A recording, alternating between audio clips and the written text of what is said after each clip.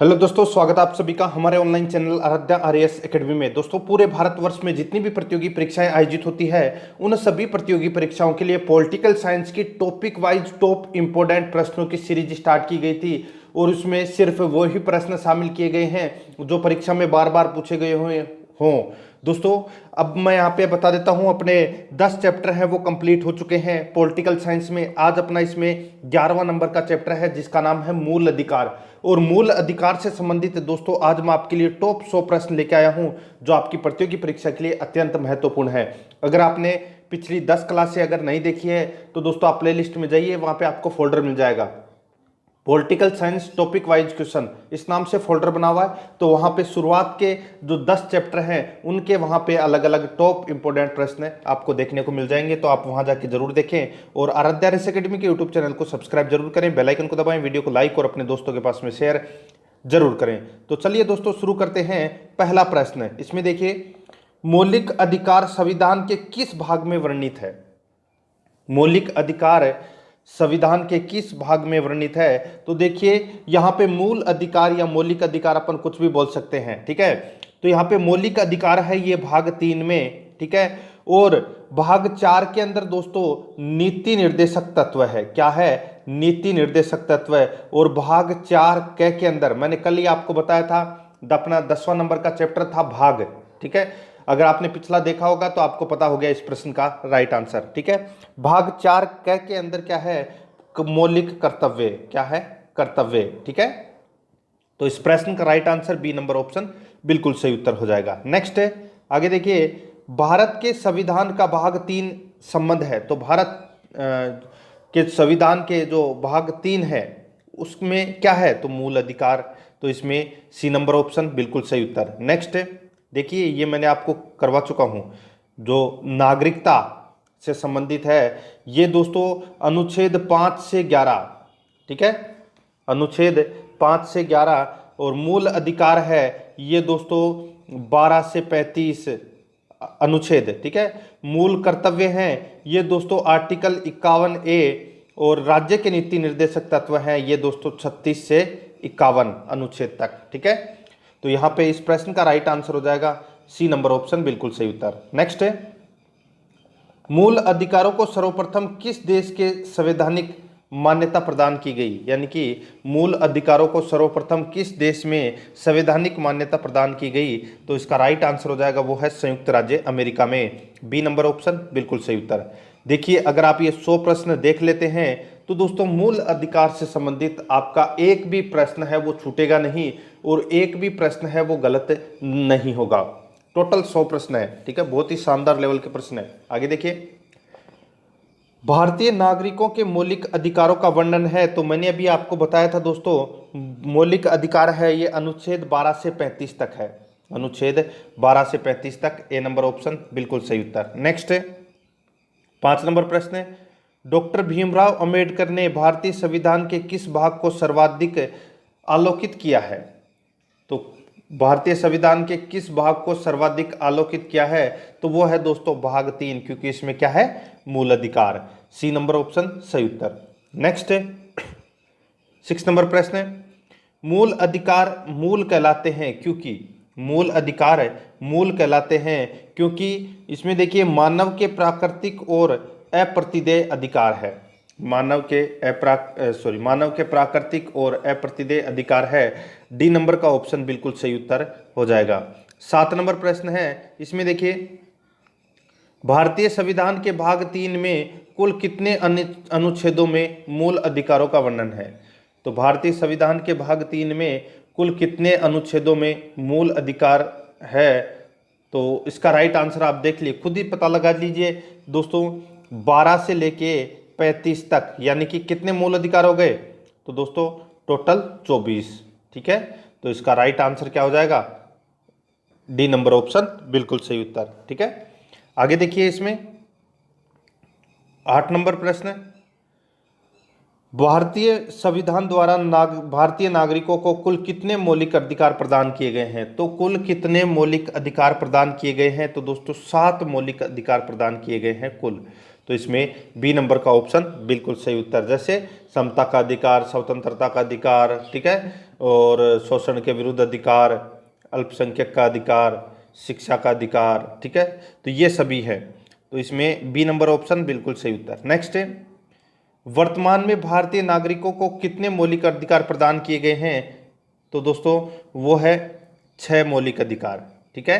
अब अगला वाला जो इससे पहले मैं आपको बताऊं कि देखिए इसमें कितने हैं, वर्तमान में 6 मौलिक अधिकार प्राप्त है। और इससे पहले वाले प्रश्न में क्या पूछा गया था कि भारतीय संविधान द्वारा भारतीय नागरिकों को कुल कितने मौलिक अधिकार प्रदान किए गए थे, ठीक है, थे पूछा है लास्ट में, तो 7। एक संपत्ति का अधिकार है वो हटा दिया गया है, ठीक है।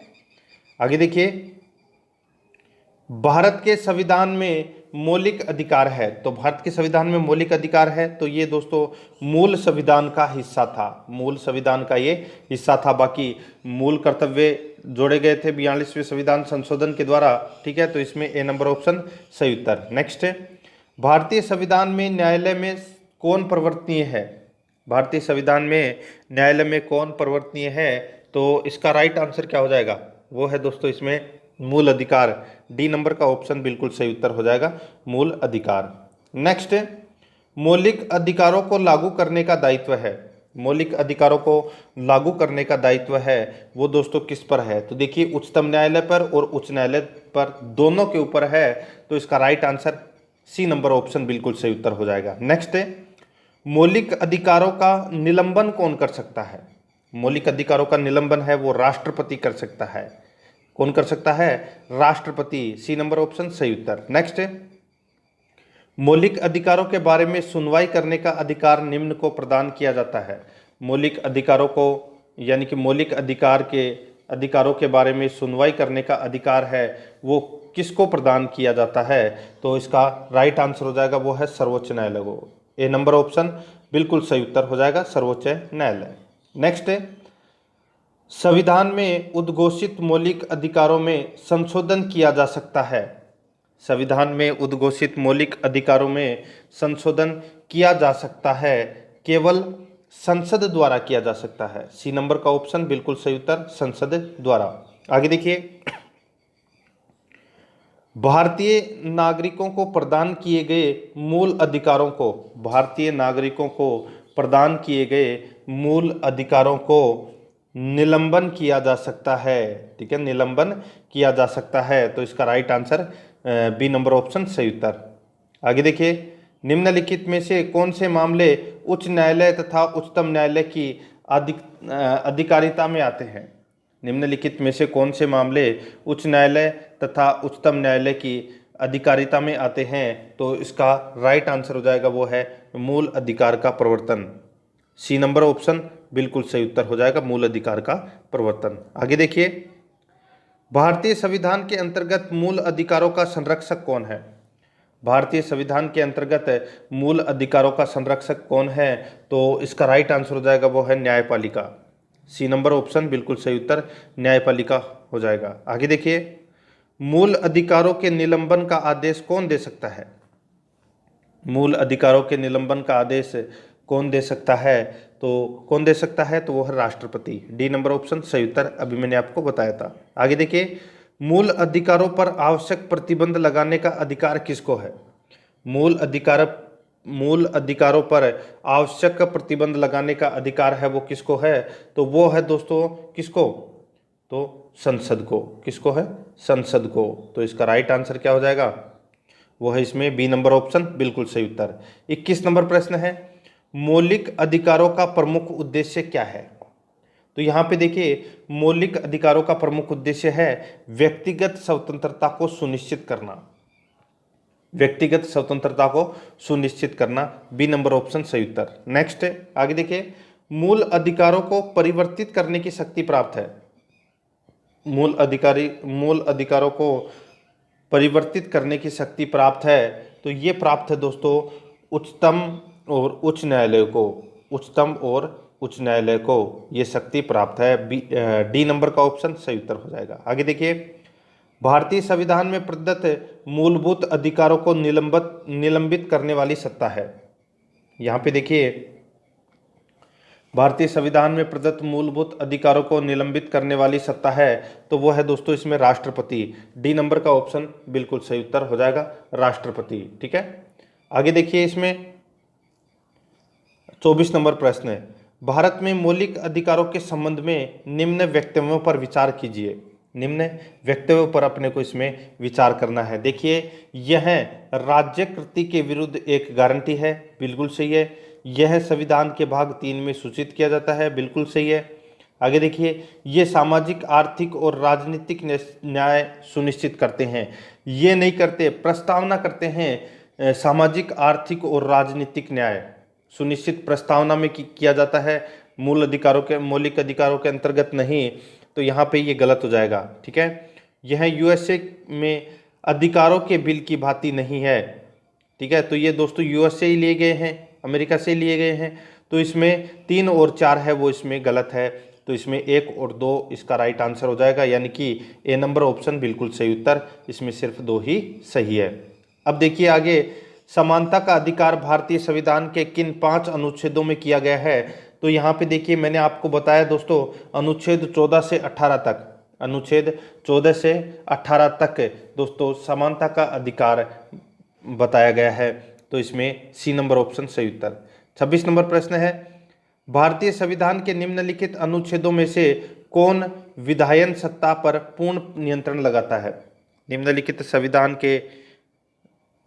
भारतीय संविधान के निम्नलिखित अनुच्छेदों में से कौन विधायन सत्ता पर पूर्ण नियंत्रण लगाता है। तो इसका राइट आंसर हो जाएगा, वो है दोस्तों इसमें अनुच्छेद 14। ए नंबर का ऑप्शन बिल्कुल सही उत्तर हो जाएगा, अनुच्छेद 14। आगे देखिए, भारतीय संविधान की प्रस्तावना में प्रयुक्त समाजवाद शब्द को निम्नलिखित में से किस अनुच्छेद के साथ मिलाकर पढ़ने से सर्वोच्च न्यायालय को समान कार्य के लिए समान वेतन का मौलिक अधिकार परिभाषित करने की शक्ति प्राप्त हुई है। तो दोस्तों यहाँ पे जो मैंने आपको बताया है कि भारतीय संविधान की प्रस्तावना में प्रयुक्त समाजवाद शब्द को निम्नलिखित में से किस अनुच्छेद में, यानी कि किस अनुच्छेद को साथ मिलाकर पढ़ने से सर्वोच्च न्यायालय को समान कार्य के लिए समान वेतन का मौलिक अधिकार परिभाषित करने की शक्ति प्राप्त हुई है। तो वो दोस्तों अनुच्छेद 14 के अंदर है। ठीक है, समानता का अधिकार है ये। ए नंबर ऑप्शन बिल्कुल सही उत्तर। बहुत ही शानदार लेवल का प्रश्न है। आगे देखिए, विधि के सामने समानता का अधिकार है। विधि के सामने समानता का, इसमें देखिए दोस्तों ऊपर वाले के अंदर 14, 15 और 16। ठीक है, अकेला 14 नहीं है इसमें। देखिए यहाँ पे प्रस्तावना में समाजवाद, ठीक है, ये समान वेतन पाने का अधिकार है, ये परिभाषित हुई है शक्ति। तो ये अनुच्छेद 14, 15 और 16 इन तीनों के अंदर है। ठीक है, तो इसका राइट आंसर हो जाएगा इसमें सी नंबर ऑप्शन बिल्कुल सही उत्तर। ठीक है, आगे देखिए, विधि के सामने समानता का अधिकार है। तो विधि के सामने समानता का अधिकार है, ये एक नागरिक अधिकार है। ए नंबर ऑप्शन सही उत्तर। नेक्स्ट है, भारतीय संविधान की छुआछूत उन्मूलन से संबंधित अनुच्छेद है। तो छुआछूत उन्मूलन से संबंधित अनुच्छेद है वो है अनुच्छेद 17। सी नंबर ऑप्शन सही उत्तर। आगे देखिए, निम्नलिखित में से भारतीय संविधान के कौन से अनुच्छेद में किसी भी रूप में अस्पृश्यता निषेध का प्रावधान है। निम्नलिखित में से भारतीय संविधान के कौन से अनुच्छेद में किसी भी रूप में अस्पृश्यता निषेध के लिए प्रावधान है। तो इसका राइट आंसर हो जाएगा वो है अनुच्छेद 17। बी नंबर का ऑप्शन बिल्कुल सही उत्तर हो जाएगा, अनुच्छेद 17। आगे देखिए, समानता का अधिकार भारतीयों के लिए सुनिश्चित करता है। समानता का अधिकार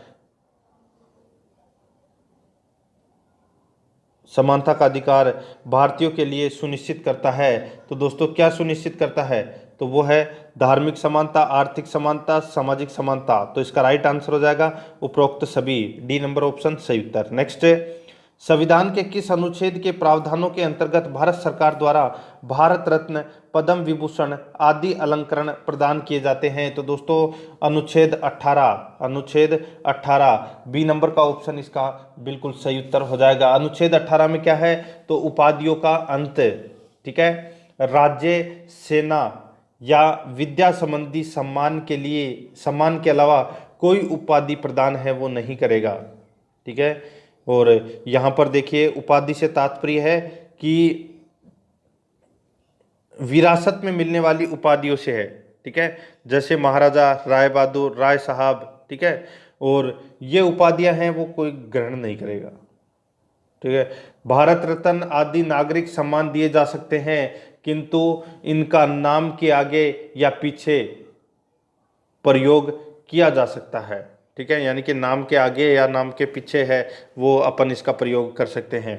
आगे देखिए इसमें 33 नंबर प्रश्न है, 1995 में पारित अस्पृश्यता अपराध अधिनियम को वर्तमान में किस नाम से जाना जाता है? तो दोस्तों वर्तमान में किस नाम से जाना जाता है? तो इसका राइट आंसर हो जाएगा वो है दोस्तों इसमें कौन सा? तो वो है सिविल अधिकार संरक्षण अधिनियम। सिविल अधिकार संरक्षण अधिनियम, ये इसका राइट आंसर हो जाएगा। डी नंबर ऑप्शन सही उत्तर। नेक्स्ट है, धर्म आदि के आधार पर विभेद का प्रतिषेध। धर्म आदि के आधार पर विभेद का प्रतिषेध भारत के संविधान का अनुच्छेद 15 एक मूल अधिकार है, जिसे किसके अधीन वर्गीकृत किया जाएगा? तो दोस्तों किसके अधीन वर्गीकृत किया जाएगा? तो सीधा सा है, ये समता का अधिकार के अंतर्गत आते हैं। डी नंबर ऑप्शन बिल्कुल सही उत्तर। नेक्स्ट है, निम्नलिखित अनुच्छेदों में से कौन भिन्न वर्ग में आता है? तो यहाँ पे देखिए 14, 15 और 16। ठीक है। ये दोस्तों किस में आते हैं? तो ये समानता के अधिकार में आते हैं। और 19वां अनुच्छेद है, ये स्वतंत्रता का अधिकार में आ जाता है। तो ये तीनों से भिन्न है। डी नंबर का ऑप्शन बिल्कुल सही उत्तर 19। आगे देखिए, भारतीय संविधान में किसमें भारतीय सर्वोच्च न्यायालय को समान कार्य के लिए समान वेतन मौलिक अधिकार निगमन करने हेतु सक्षम किया? तो दोस्तों सीधा सा है, यहाँ पे देखिए संविधान में प्रस्तावना में प्रयुक्त समाजवादी शब्द, बहुत ही अच्छा प्रश्न है। ठीक है। अभी मैंने आपको बताया भी था। देखिए संविधान के अनुच्छेद 14 के साथ मिलाकर पढ़ना और संविधान के अनुच्छेद 16 के साथ में मिलाकर पढ़ना। तो दोस्तों इसमें तीनों ही कथन है वो बिल्कुल सही है। तो इसका डी नंबर ऑप्शन बिल्कुल सही उत्तर हो जाएगा, 14, 15 और 16। ठीक है, आप ये याद रखना इसमें। आगे देखिए, चेन्नई राज्य बनाम चंपकम दोराय राजन मुकदमे में भारतीय सर्वोच्च न्यायालय के निर्णय के परिणाम स्वरूप निम्नलिखित में से किस मौलिक अधिकार को संशोधित किया गया? तो कौन से मौलिक अधिकार को संशोधित किया गया? तो वो है भेदभाव के विरुद्ध अधिकार को। भेदभाव के विरुद्ध अधिकार को दोस्तों इसमें निर्णय लिया गया था।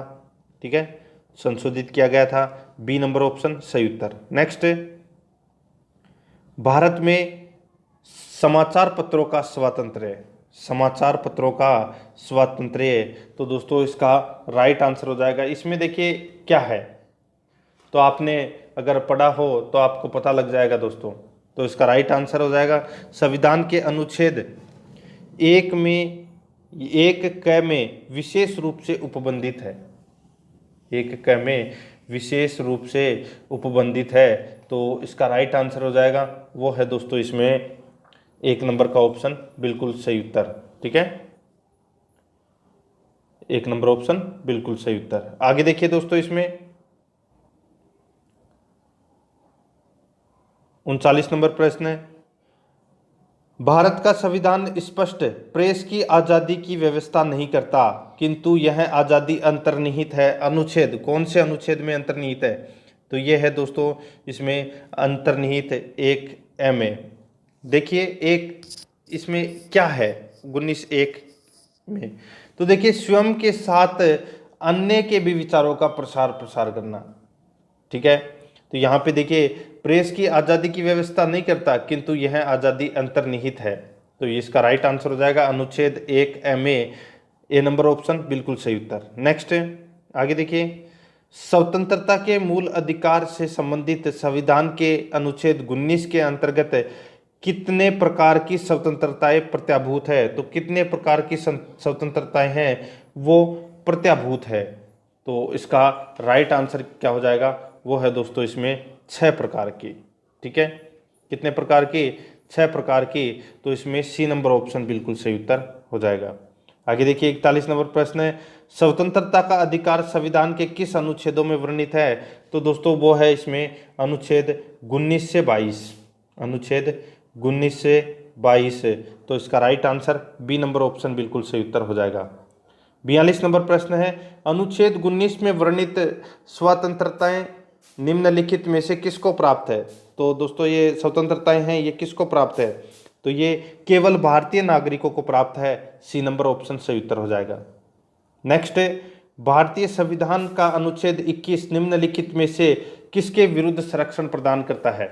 तो किसके विरुद्ध संरक्षण प्रदान करता है? तो ये प्रदान करता है दोस्तों कार्यपालिका तथा विधायिका दोनों के विरुद्ध ये संरक्षण प्रदान करता है। डी नंबर ऑप्शन सही उत्तर हो जाएगा। आगे देखिए, भारत के संविधान का निम्नलिखित में से कौन सा अनुच्छेद प्रेस की स्वतंत्रता से संबंधित है? तो भारत के संविधान का निम्नलिखित में से कौन सा अनुच्छेद प्रेस की स्वतंत्रता से संबंधित है? तो इसका राइट आंसर हो जाएगा वो है दोस्तों इसमें अनुच्छेद 19। ए नंबर का ऑप्शन बिल्कुल सही उत्तर, अनुच्छेद 19। नेक्स्ट है, निम्नलिखित में से नागरिकों का स्वतंत्रता संबंधी सही अधिकार कौन है? निम्नलिखित में से नागरिकों का स्वतंत्रता संबंधी सही अधिकार कौन है? तो इसका राइट आंसर हो जाएगा वो है इसमें भाषण तथा विचार व्यक्त करने की स्वतंत्रता। ठीक है, तो इसका right answer C number option सही उत्तर। आगे देखिए, प्रेस की स्वतंत्रता किस अधिकार में निहित है? प्रेस की स्वतंत्रता कौन से अधिकार में निहित है? तो इसका राइट आंसर हो जाएगा वो है इसमें भाषण स्वातंत्र्य, भाषण स्वातंत्र्य। तो इसका राइट आंसर इसमें बी नंबर ऑप्शन बिल्कुल सही उत्तर हो जाएगा।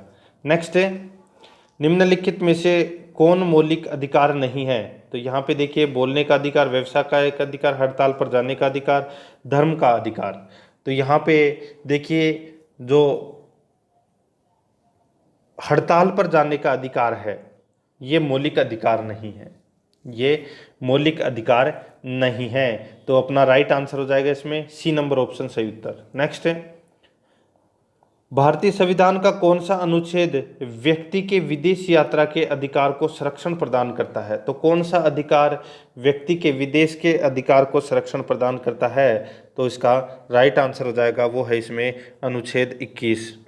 सी नंबर ऑप्शन बिल्कुल सही उत्तर हो जाएगा, अनुच्छेद 21। नेक्स्ट है, निम्न वक्तव्यों को पर ध्यान दीजिए, किसी को राष्ट्रगीत गाने के लिए बाध्य नहीं किया जा सकता, क्योंकि किसी को राष्ट्रगीत गाने के लिए बाध्य नहीं किया जा सकता। देखिए, इसके वाक स्वातंत्र्य और अभिव्यक्ति के अधिकार का उल्लंघन होगा, बिल्कुल सही है। इससे अंतःकरण और धर्म के अबाध रूप से चरण और प्रसार करने की स्वतंत्रता का अधिकार उल्लंघन होगा। ठीक है, आगे देखिए, राष्ट्रगीत गाने के लिए किसी को बाध्य करने वाला कोई विधिक अनुबंध उपबंध नहीं है। तो यहाँ पे पहला और दूसरा सही है, तीसरा इसमें गलत हो जाएगा। तो इसमें ए नंबर ऑप्शन बिल्कुल सही उत्तर हो जाएगा। नेक्स्ट है, आगे देखिए, निम्न में से किन्हें सर्वोच्च न्यायालय ने मौलिक अधिकार के रूप में मान्यता दी है? किन्हें सर्वोच्च न्यायालय ने मौलिक अधिकार के रूप में मान्यता दी है? तो इसका राइट आंसर हो जाएगा, देखिए, आवास का अधिकार, विदेश यात्रा का अधिकार, समान कार्य के लिए समान वेतन का अधिकार। ठीक है, ये तीनों ही इसमें सही है। मौलिक अधिकार के रूप में मान्यता इन तीनों को दी गई है। तो इस प्रश्न का राइट आंसर हो जाएगा 1, 2, 3, यानी कि डी नंबर का ऑप्शन बिल्कुल सही उत्तर हो जाएगा। ठीक है, आगे देखिए, इसमें 51 नंबर प्रश्न है, भारतीय संविधान में प्रदत्त स्वतंत्रता का अधिकार के संबंध में निम्न में से कौन सा सत्य नहीं है? तो कौन सा इसमें सत्य नहीं है? यहां पे देखिए दोस्तों, भाषण व अभिव्यक्ति की अबाधित स्वतंत्रता, तो ये इसमें गलत दे रखा है। ठीक है, पहला ही इसमें गलत दे रखा है, पहला इसका राइट आंसर हो जाएगा, क्योंकि अपने को इसमें क्या पूछा था कि सत्य नहीं है, तो पहला ही सत्य नहीं है। बाकी संघ बनाने की स्वतंत्रता, भारत में भ्रमण की स्वतंत्रता है, तो इसमें ए नंबर ऑप्शन सही उत्तर। आगे देखिए, संविधान के किन अनुच्छेदों में शोषण के विरुद्ध अधिकार वर्णित है? तो शोषण के विरुद्ध अधिकार है ये अनुच्छेद 23 और 24 में है, शोषण के विरुद्ध अधिकार। ठीक है, सी नंबर ऑप्शन सही उत्तर। नेक्स्ट है, मौलिक अधिकारों के अंतर्गत कौन सा अनुच्छेद बच्चों के शोषण से संबंधित है? तो बच्चों के शोषण से संबंधित अनुच्छेद है वो है दोस्तों अनुच्छेद 24। कौन सा है? अनुच्छेद 24। नेक्स्ट है भारत के संविधान के अंतर्गत किस आयु के बालक को किसी खान अथवा अन्य संकट में सेवा में लगाए जाने का प्रतिषेध किया गया है? तो वो क्या है? तो वो है दोस्तों इसमें 14 वर्ष से कम आयु के बालक को किसी खान या अन्य संकट में सेवा में लगाए जाने का प्रतिषेध करता है। तो वो है दोस्तों इसमें 14 वर्ष से कम। ए नंबर ऑप्शन सही उत्तर। नेक्स्ट है कारखानों अथवा खानों में कोई व्यक्ति नियुक्त नहीं किया जा सकता जब तक उसकी उम्र कम से कम यानी कि कम से कम 14 वर्ष हो। ठीक है, तो इसमें बी नंबर ऑप्शन सही उत्तर। नेक्स्ट है भारतीय संविधान के अनुसार किसी भी व्यक्ति को जिसे गिरफ्तार अथवा बंदी किया जाता है उसे नजदीकी मजिस्ट्रेट के समक्ष उपस्थित करना होगा। जिसे नजदीकी मजिस्ट्रेट के समक्ष उपस्थित करना होगा। तो इसका राइट आंसर हो जाएगा वो है दोस्तों इसमें 24 घंटे के अंदर है वो उसको मजिस्ट्रेट के समक्ष उपस्थित करना होगा। बी नंबर ऑप्शन सही उत्तर हो जाएगा। आगे देखिए 57 नंबर प्रश्न है 14 वर्ष से कम आयु के बहुत से गरीब बच्चे पटाखे बनाने वाले कारखानों में काम करते हैं। इन कारखानों में बच्चों को काम देने से किस मौलिक अधिकार का उल्लंघन होता है? तो दोस्तों सीधा सा है वो है शोषण के विरुद्ध अधिकार का। बी नंबर ऑप्शन सही उत्तर। नेक्स्ट है आगे देखिए इसमें 58 नंबर प्रश्न है निम्नलिखित में से किस अनुच्छेद में कहा गया है कि किसी भी व्यक्ति को एक ही अपराध के लिए एक बार से अधिक अभियोजित और दंडित नहीं किया जाएगा? जैसे कोई व्यक्ति है वो एक मर्डर कर रहा है, ठीक है, तो उसको 14 साल की जेल, ठीक है, और उसी टाइम उसने दूसरा मर्डर कर दिया तो 14 और 14 28 नहीं होगा, ठीक है, तो एक बार ही होगा ये, तो 14 साल की कैद इसमें।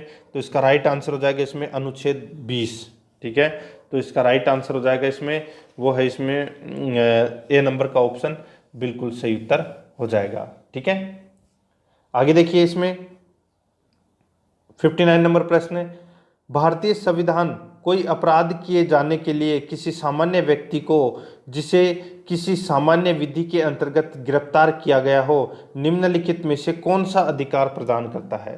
तो कौन सा अधिकार प्रदान करता है? तो देखिए गिरफ्तारी का कारण शीघ्रता से जानने का अधिकार बिल्कुल सही है। अपनी रुचि के अनुरूप वकील से परामर्श लेने व बचाव करने का अधिकार ये भी इसमें बिल्कुल सही है। तीसरा देखिए गिरफ्तारी के 24 घंटे के अंदर मजिस्ट्रेट के समक्ष प्रस्तुत किए जाने का अधिकार ये भी इसमें सही है। तो इसका राइट आंसर हो जाएगा डी नंबर का ऑप्शन उपरोक्त सभी का अधिकार, D number option right answer. आगे देखिए धार्मिक स्वतंत्रता का अधिकार संविधान के किन अनुच्छेदों में वर्णित है? धार्मिक स्वतंत्रता का अधिकार संविधान के किन अनुच्छेदों में वर्णित है? तो ये है दोस्तों इसमें कौन से अनुच्छेदों में? तो वो है 25 से 28, 25 से 28, तो इसमें डी नंबर ऑप्शन सही उत्तर। नेक्स्ट है भारतीय संविधान के अनुच्छेद 25 का संबंध है, तो वो दोस्तों धर्म की स्वतंत्रता से संबंधित है, धर्म की स्वतंत्रता से संबंधित है, तो इसमें सी नंबर ऑप्शन सही उत्तर हो जाएगा। आगे देखिए इसमें 62 नंबर प्रश्न है धार्मिक स्वतंत्रता के अधिकार में संविधान के अंतर्गत सम्मिलित है। धार्मिक स्वतंत्रता के अधिकार में संविधान के अंतर्गत सम्मिलित है, तो दोस्तों क्या सम्मिलित है? तो वो है दोस्तों देखिए क्या सम्मिलित है, धर्म का प्रचार करने का अधिकार बिल्कुल सही है, सिखों को कृपाण धारण और रखने का अधिकार ये भी सही है, राज्यों का समाज सुधारक विधि निर्माण का अधिकार ये भी इसमें सही है, धार्मिक निकायों को लोगों का धर्म परिवर्तन कराने का अधिकार ये गलत हो जाएगा इसमें। ठीक है, 3 सही है इसमें, पहला दूसरा और तीसरा। अपना राइट आंसर क्या हो जाएगा इसमें? ए नंबर का ऑप्शन बिल्कुल सही उत्तर। नेक्स्ट है संविधान के किस अनुच्छेद द्वारा सिखों द्वारा कृपाण धारण करना धार्मिक स्वतंत्रता का अंग माना गया है? तो कौन से अनुच्छेद द्वारा?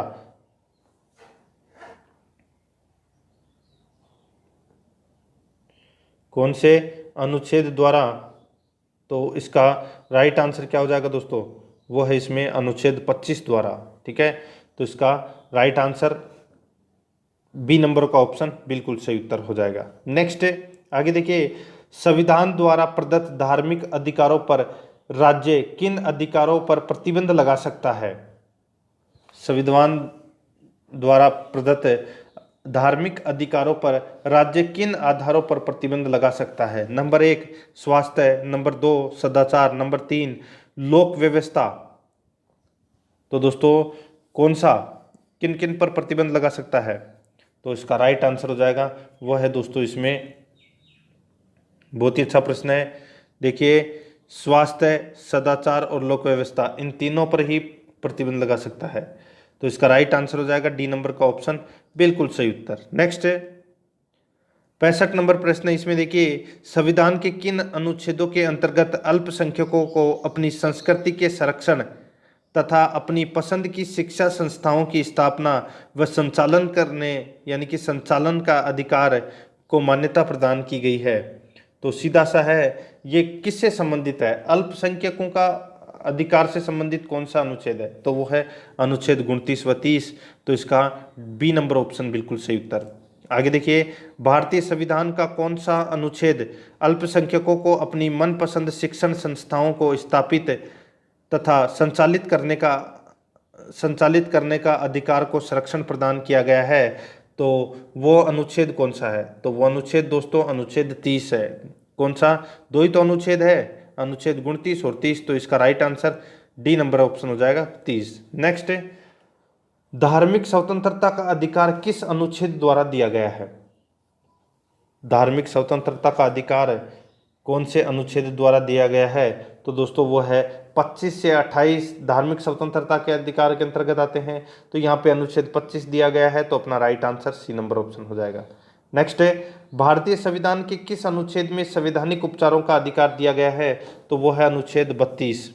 ठीक है, तो इसमें सी नंबर का ऑप्शन सही उत्तर हो जाएगा। नेक्स्ट है, निम्नलिखित मौलिक अधिकारों में से किसे डॉक्टर भीमराव अंबेडकर ने संविधान का हृदय एवं आत्मा की संज्ञा दी है? तो संविधान का हृदय एवं आत्मा की संज्ञा है, ये संवैधानिक उपचारों के अधिकार को दी गई है। बी नंबर का ऑप्शन बिल्कुल सही उत्तर हो जाएगा, आर्टिकल 32। नेक्स्ट है, संवैधानिक उपचारों का अधिकार किन परिस्थितियों में निलंबित हो जाता है? तो कौन सी परिस्थितियों में निलंबित हो जाता है? तो देखिए, आपात स्थिति के दौरान बिल्कुल सही है, सेना सदस्यों के संबंध में बिल्कुल सही है, जब सैनिक विधि लागू हो ये भी बिल्कुल सही है। तो इसका राइट आंसर हो जाएगा वो है डी नंबर का ऑप्शन बिल्कुल सही उत्तर हो जाएगा। सभी परिस्थितियों में जो संवैधानिक उपचारों का अधिकार है वो निलंबित हो सकता है। D number option right answer. Next है, निम्नलिखित में से कौन सा अधिकार भारतीय संविधान के अनुच्छेद 32 के अंतर्गत परिवर्तित किए जा सकते हैं? तो यहाँ पे कौन सा अधिकार भारतीय संविधान के अनुच्छेद 32 के अंतर्गत परिवर्तित किए जा सकते हैं? तो इसका राइट आंसर हो जाएगा वो है इसमें मौलिक अधिकार, बी नंबर ऑप्शन सही उत्तर। नेक्स्ट है, मौलिक अधिकारों को लागू करने के लिए निम्नांकित में से किस न्यायालय द्वारा जारी किया जा सकता है? तो कौन से न्यायालय द्वारा जारी किया जा सकता है? तो कौन से रेट जारी की जा सकती है? तो वो है समादेश रेट। ठीक है, समादेश रेट। तो इसमें सी नंबर ऑप्शन सही उत्तर। नेक्स्ट है, व्यक्तिगत स्वतंत्रता के लिए निम्नलिखित में से कौन से रेट याचिका दायर की जा सकती है? तो वो है दोस्तों इसमें कौन सी रेट है? तो वो है हेबियस कार्पस, हेबियस कार्पस। तो इसका राइट आंसर सी नंबर का ऑप्शन बिल्कुल सही उत्तर हो जाएगा, हेबियस कार्पस। याद रखना इंपॉर्टेंट है ये। ठीक है, आगे देखिए, इसमें कौन व्यक्तिगत स्वतंत्रता से संबंधित है?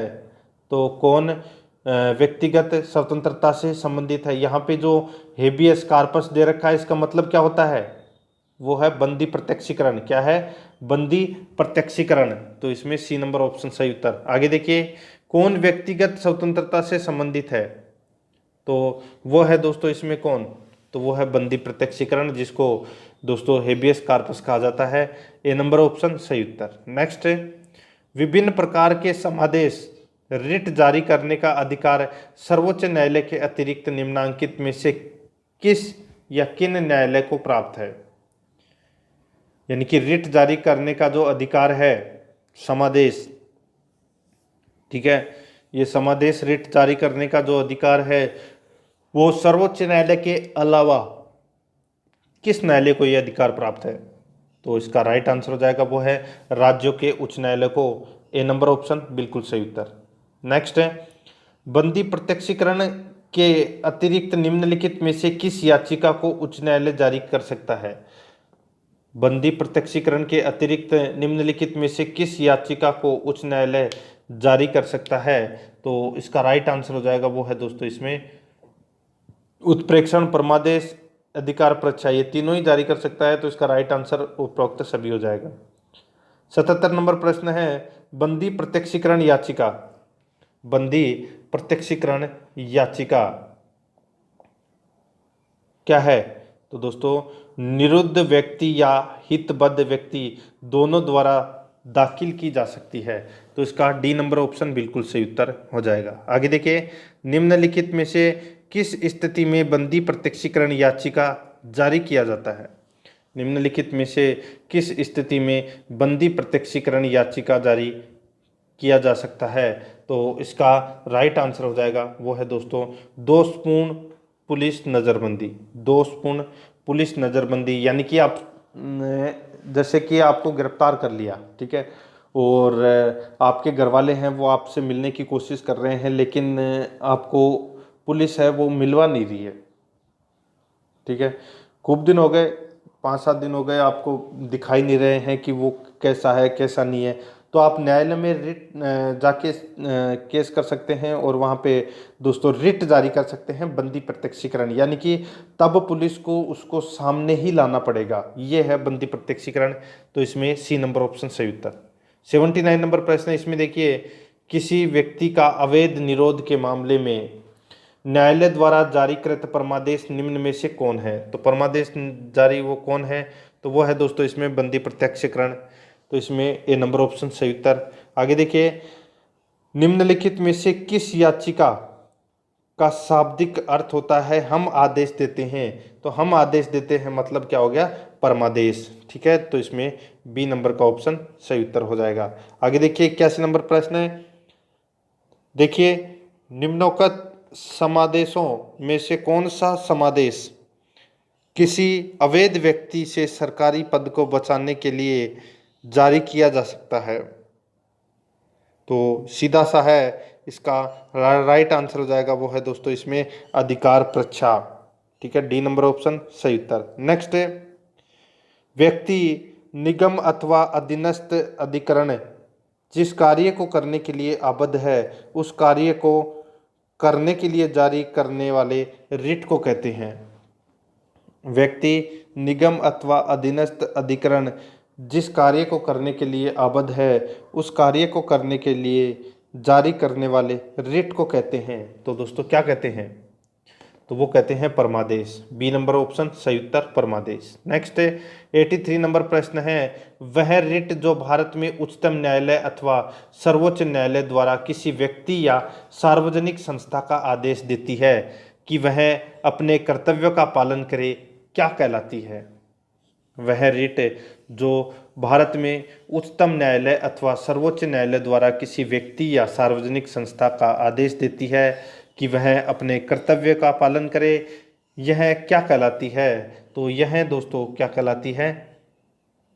तो वो है परमादेश। ए नंबर ऑप्शन सही उत्तर। नेक्स्ट है, निम्नलिखित में से किस लेख के द्वारा किसी सक्षम न्यायालय द्वारा किसी व्यक्ति, निगम या निचली अदालत को कोई ऐसा कार्य करने के लिए आदेश दिया जाता है जो उसकी कर्तव्य सीमा के बाहर आता है और जिसको उन्हें पूरा करना चाहिए, जिसको उन्हें पूरा करना चाहिए, तो वो है परमादेश, ठीक है।